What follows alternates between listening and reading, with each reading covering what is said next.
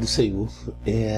Mais um capítulo do Evangelho de Mateus. Nós vamos estudar hoje o capítulo 9 do curso A Bíblia Sem Mistérios.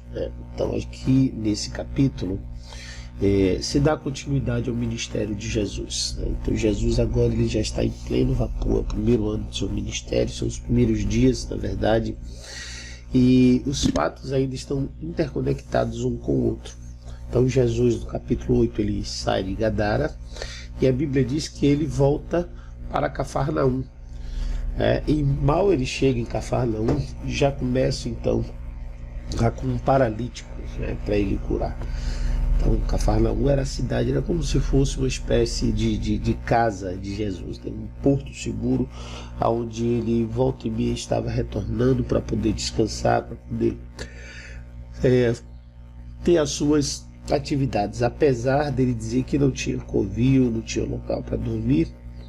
Mas a gente percebe esse padrão desse retorno sempre a Cafarnaum, onde ele tem esse ministério desenvolvido em um local mais fixo. Vamos lá. Então, versículo 1 e 2 diz assim: entrando Jesus no barco, atravessou o mar e foi para a sua própria cidade. Observe isso. Então aqui está o detalhe que demonstra que havia um local fixo onde Jesus ficava. Quando o texto diz isso, Marcos capítulo 2 ainda diz que ele estava em casa. Mas vamos nos apegar aos fatos desse capítulo, que é o que a gente está estudando. Aí a Bíblia diz: alguns homens trouxeram-lhe um paralítico deitado numa cama, e vendo a fé que eles tinham, Jesus disse ao paralítico: tenha bom ânimo, filho, os seus pecados estão perdoados.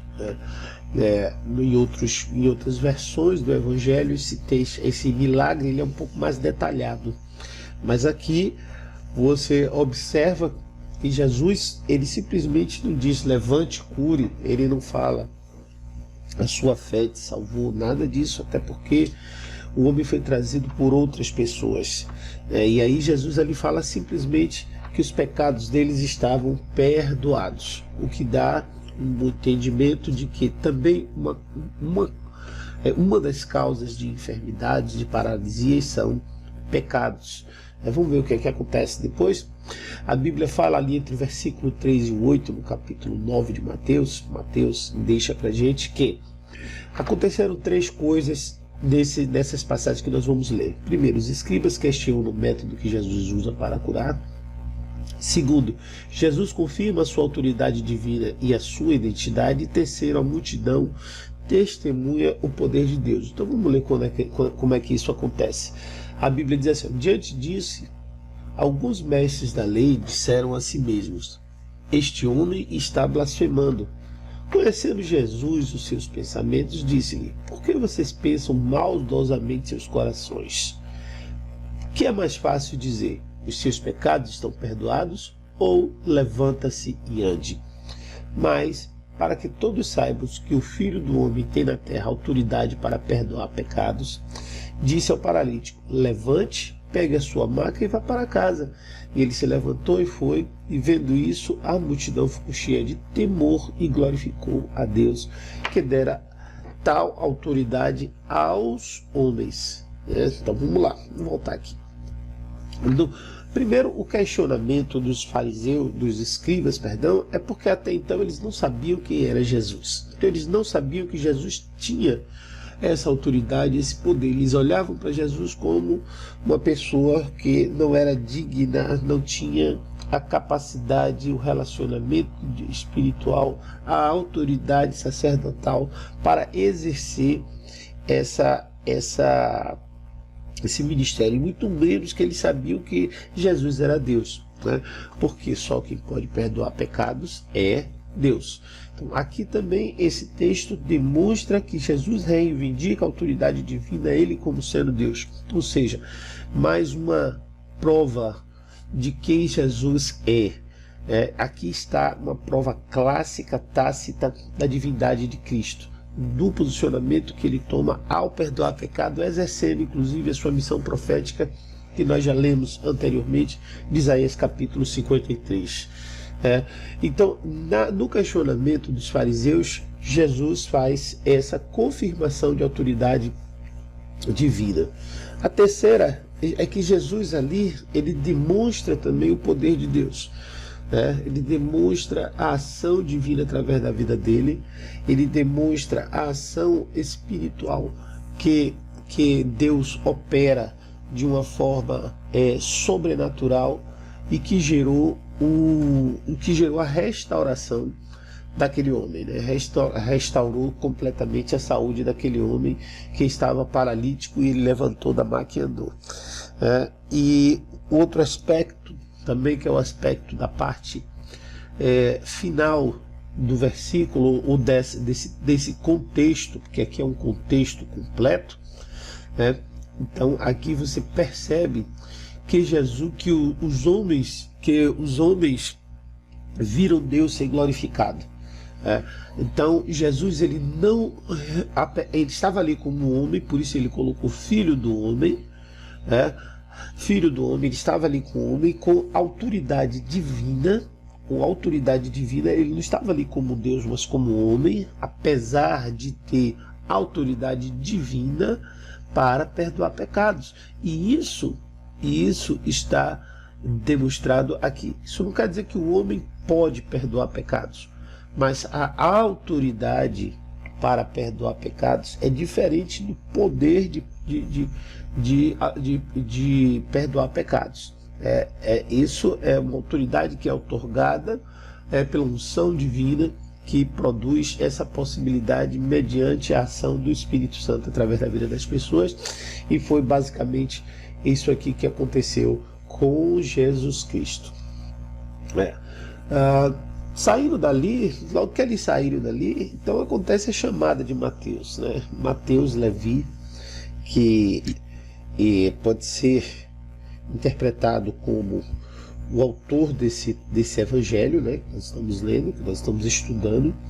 Alguns teólogos, arqueólogos acreditam nisso, alguns estudiosos da alta teologia, e outros acham que é um outro Mateus, mas esse não é o objetivo desse estudo. Essa informação é suficiente porque é a mais correta que nós temos. Caso você deseje desenvolver algo nessa área, teremos um módulo de curiosidades especial em algum momento do curso, onde nós falaremos sobre esses detalhes que são discutíveis a nível teológico. Mas ainda não é o objetivo aqui dessa aula propriamente dita. A aula propriamente dita é uma exposição do capítulo para que a gente possa ter esse conhecimento. Então vamos lá. Aqui é o momento em que Mateus é chamado. Então a Bíblia fala no versículo 9 do capítulo 9 de Mateus assim: passando por ali, Jesus viu um homem chamado Mateus sentado na coletoria e disse-lhe: siga-me. Mateus levantou-se e o seguiu. Esse texto relata o momento em que Mateus recebe a sua chamada, em que Mateus recebe o seu ministério através de Cristo. Cada um dos discípulos de Cristo, eles receberam a chamada, receberam o ministério. E é nesse momento aí, Jesus disse: siga-me. Ele foi um pouco diferente dos outros, que os outros reconheceram primeiro Cristo e depois decidiram seguir a Cristo. No caso de Mateus, eram 4 até então os que haviam sido relatados nesse livro de Mateus, nesse evangelho, que são os 4 irmãos. E aí Mateus, no caso de Mateus, Jesus o chama para que venha segui-lo. E Mateus, ele era um coletor de impostos, era uma espécie de um fiscal hoje em dia.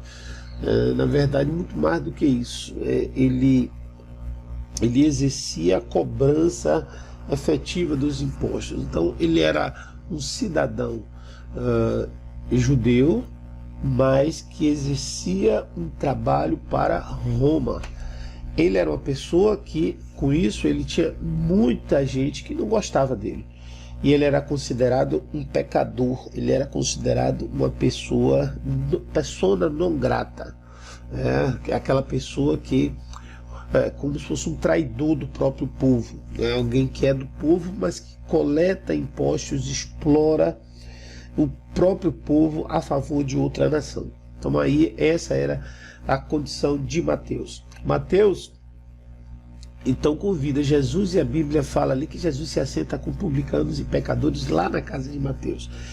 Nesse momento, assim como Zaqueu, que nós vamos estudar no livro de Lucas, Mateus também convida Jesus para ir à sua casa. E ele assenta lá e chega um momento que chega um momento em que ele está com todos esses publicanos e fariseus, e pecadores, como diz o texto. Vamos ler o texto, né? Estando Jesus em casa, foram comer com ele e seus discípulos muitos publicanos e pecadores. Vendo isso, os fariseus perguntaram aos discípulos dele: por que o mestre de vocês come com publicanos e pecadores? Ouvindo isso, Jesus disse: não são os que têm saúde que precisam de médico, mas sim os doentes. Vão aprender o que significa isso. Desejo misericórdia, não sacrifícios, pois eu não vim chamar os justos, mas os pecadores. Dá 3 revelações importantes aí e que precisam ser entendidas no nosso meio, principalmente hoje cristão, exercício evangelístico. Primeiro é que esse questionamento dos fariseus está muito relacionado ao Salmo 1, que fala sobre assentar com pecadores e escarnecedores.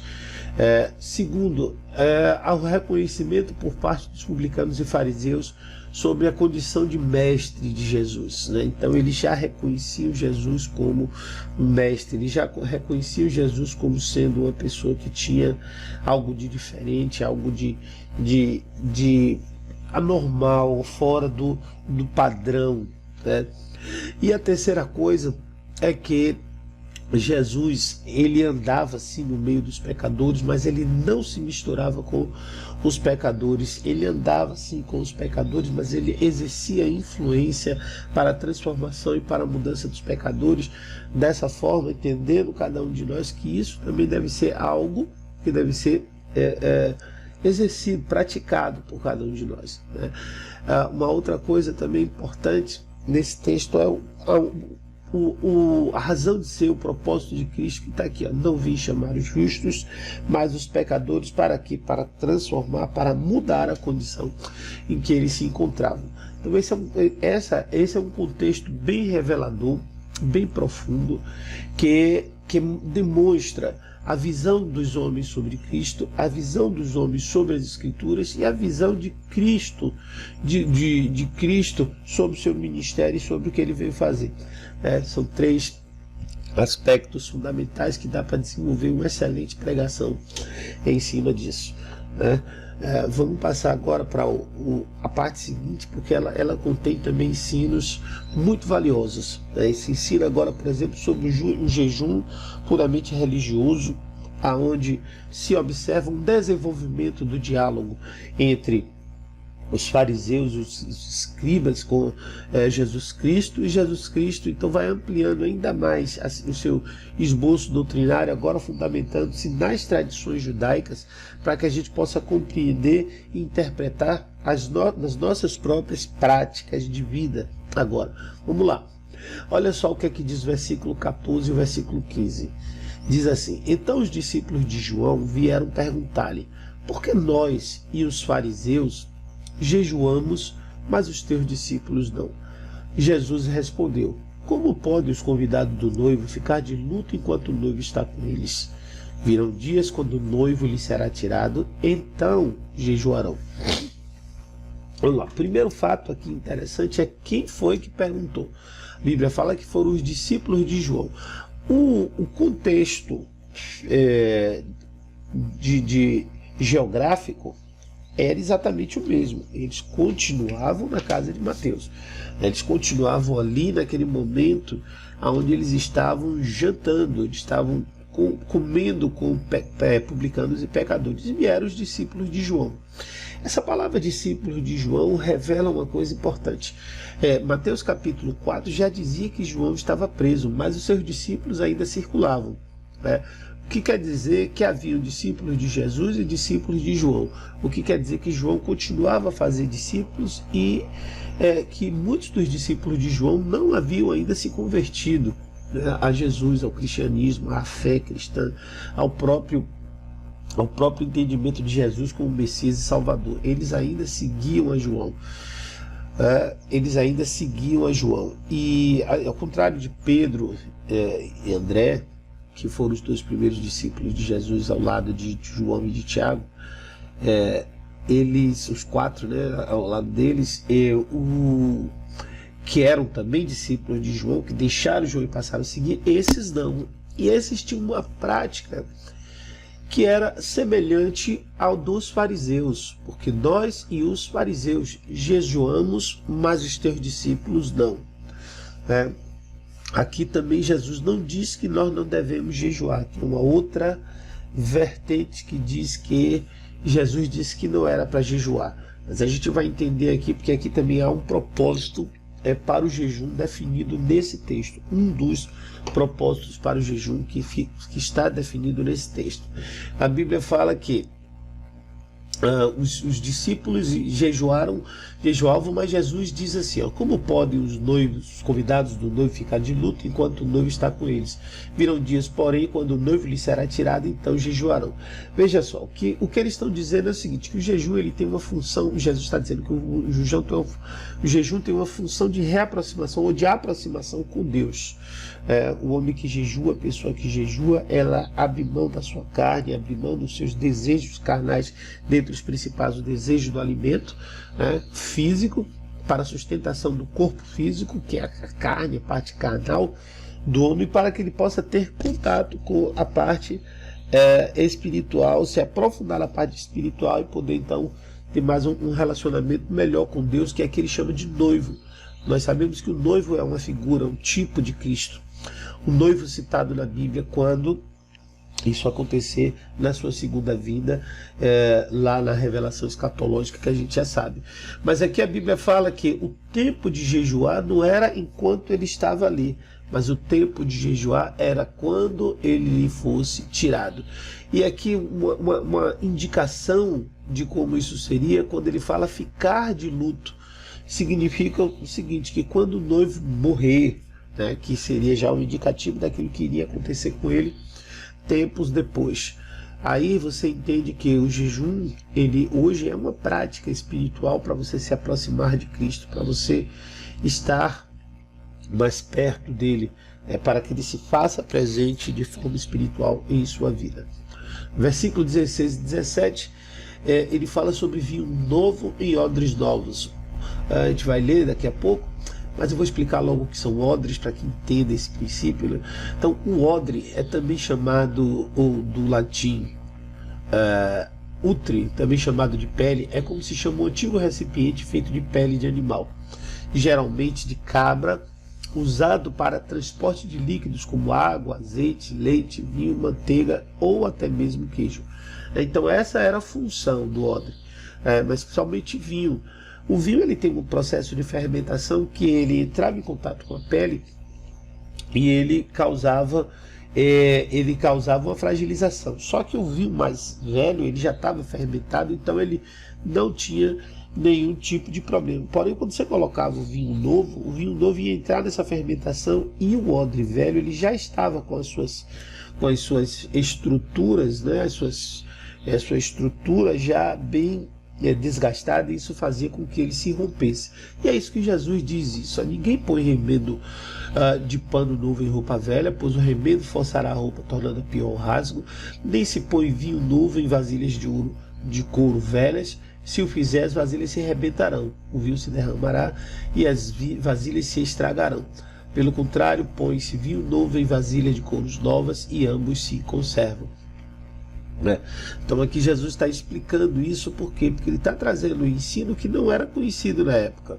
Então a comparação entre o pano novo são comparação com pessoas. E a comparação do remendo é com o ensino que ele traz. A mesma coisa com o vinho. O vinho é o próprio Cristo. O vinho novo é o novo ensino.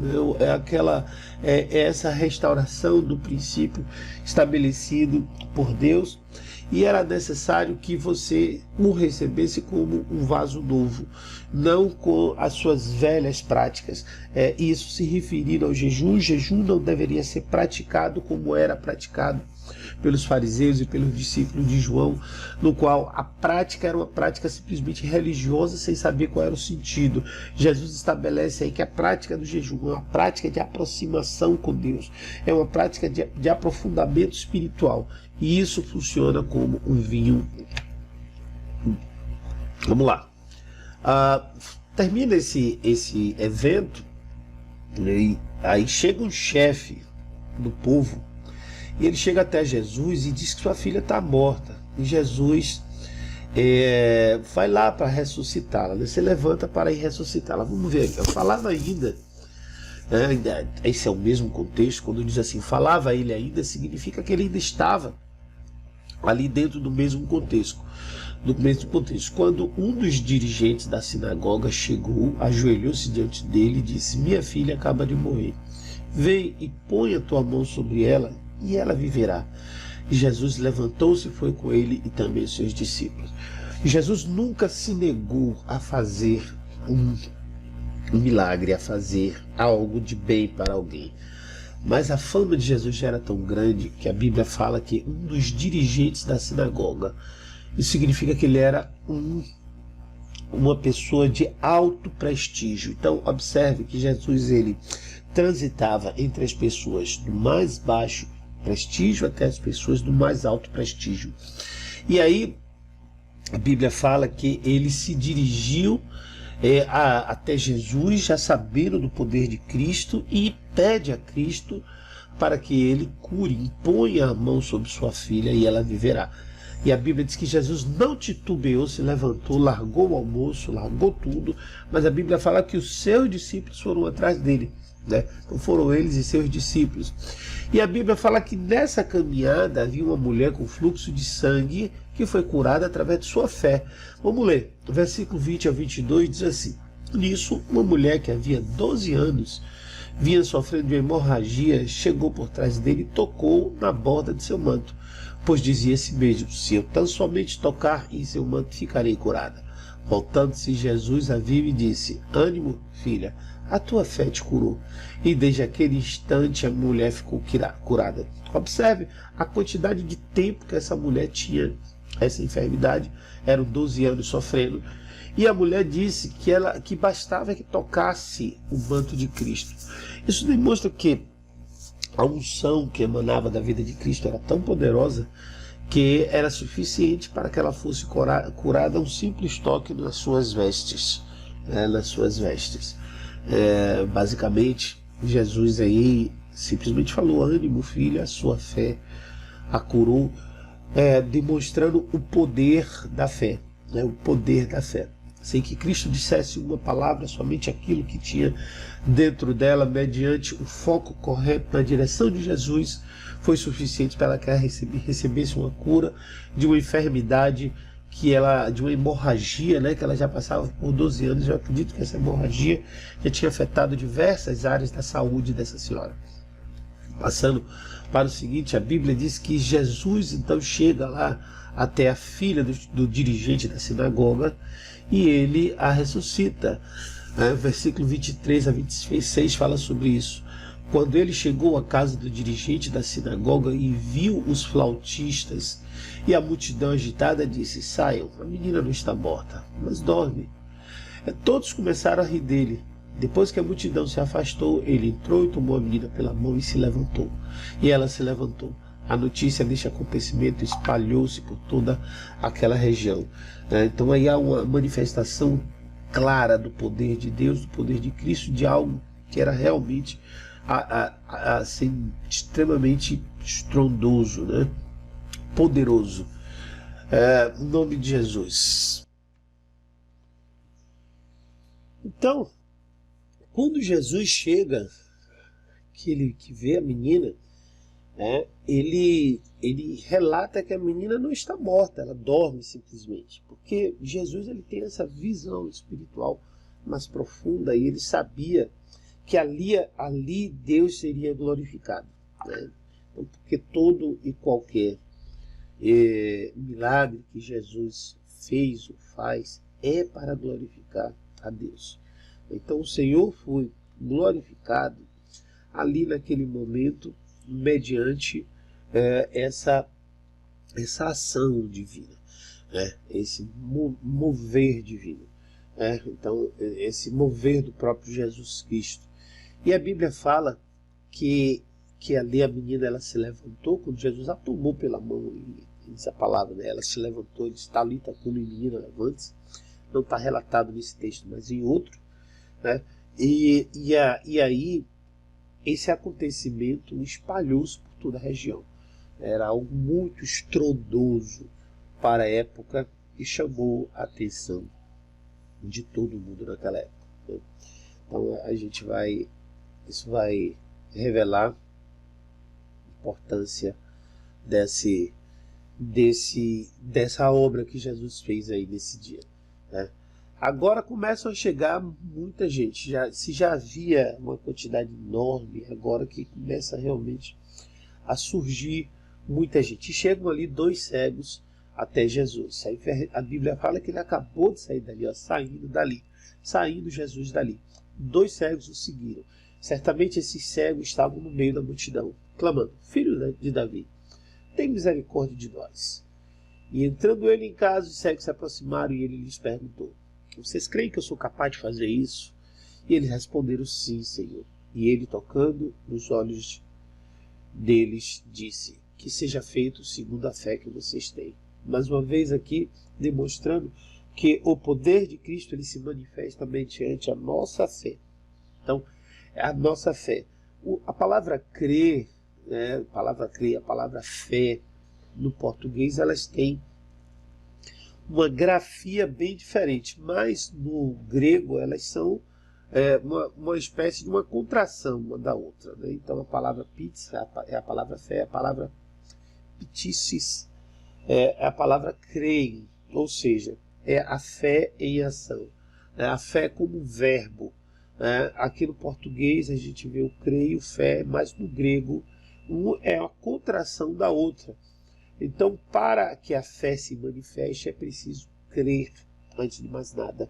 Né? Então, o crer é a manifestação da fé. E o crer ativa na vida individual o poder de Deus. Por isso que aqui Jesus perguntou: Vocês creem que eu sou capaz de fazer isso?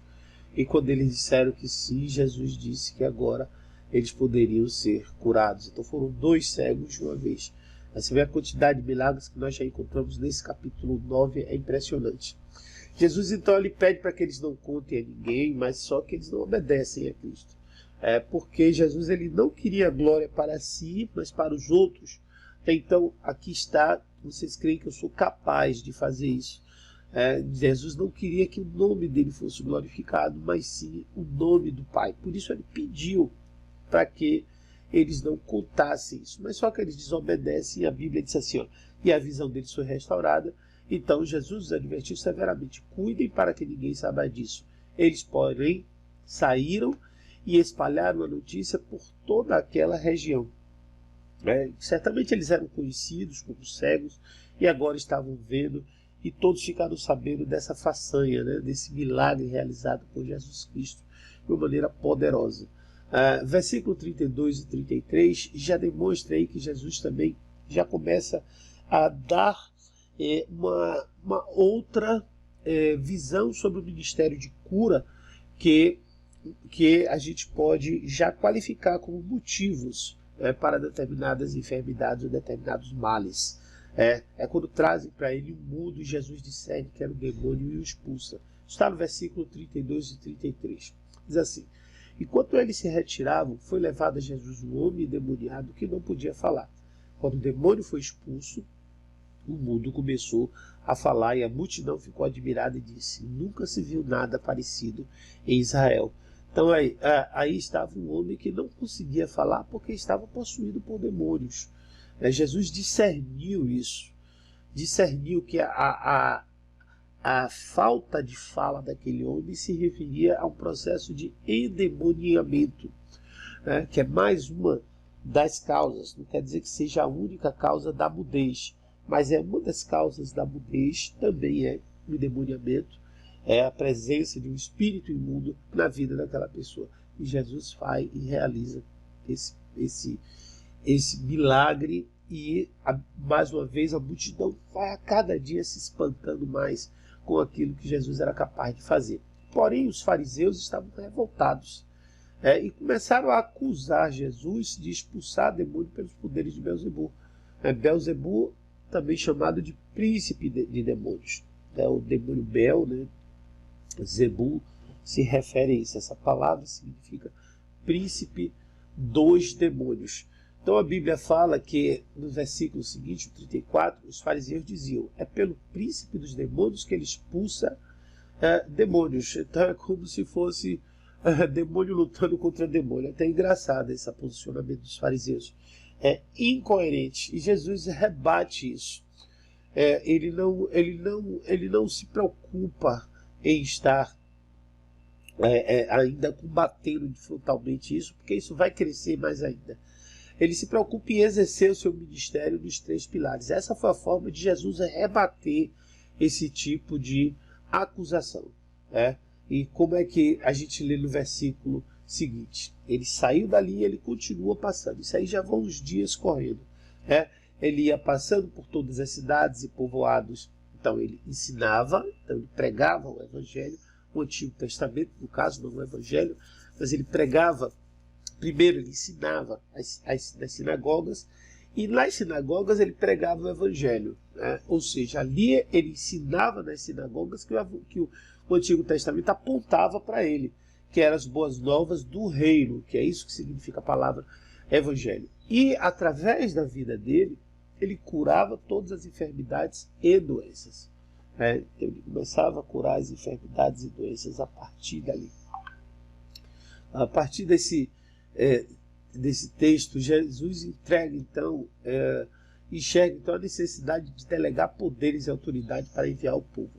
Ou seja, Jesus sabia que ele sozinho era homem, contexto na época sem tecnologia, contexto na época sem grandes descobertas que pudessem expandir a sua mensagem. Ele iria utilizar então o método da delegação de autoridade, que é um método que Deus sempre usou. A delegação de autoridade aqui na terra, ele exerce o poder por delegação de autoridade. Da mesma forma, a gente vê em outros trechos da Bíblia que serão estudados. E aqui ele enxerga já essa necessidade, e ele já faz a convocação, a primeira convocação para isso. E isso vai ter um desenvolvimento quando ele diz: ao ver as multidões, teve compaixão delas, porque estavam aflitas e desamparadas como ovelhas sem pastor. Então disse a seus discípulos: a seara é grande, mas os trabalhadores são poucos. Peçam, pois, ao Senhor da seara que envie trabalhadores para a seara.